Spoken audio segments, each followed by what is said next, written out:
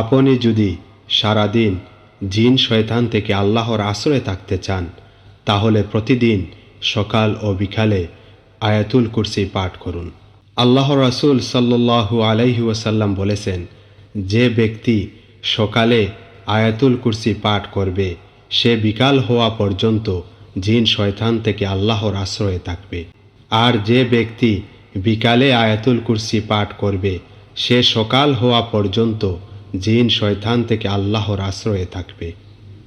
الله لا إله إلا هو الحي القيوم আল্লাহ, তিনি ছাড়া কোনো সত্য ইলাহ নেই, তিনি চিরঞ্জীব সর্বসত্তার ধারক।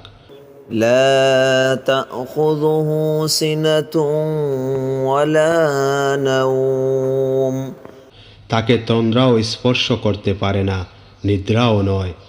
له ما في السماوات وما في الأرض আসমান সমূহে যা রয়েছে ও জমিনে যা রয়েছে সবই তার।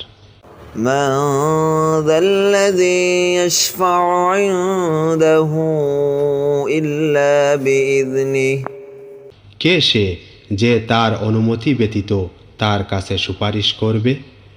يعلم ما بين أيديهم وما خلفهم ولا يحيطون بشيء من علمه إلا بما شاء তাদের সামনে ও পিছনে যা কিছু আছে তা তিনি জানেন, আর যা তিনি ইচ্ছা করেন তা ছাড়া তার জ্ঞানের কোনো কিছুই তারা পরিবেষ্টন করতে পারে না।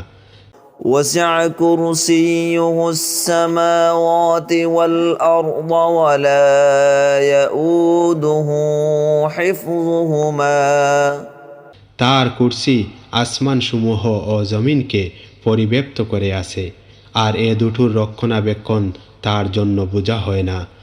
وهو العلي العظيم আর তিনি সুউচ্চ সুমহান।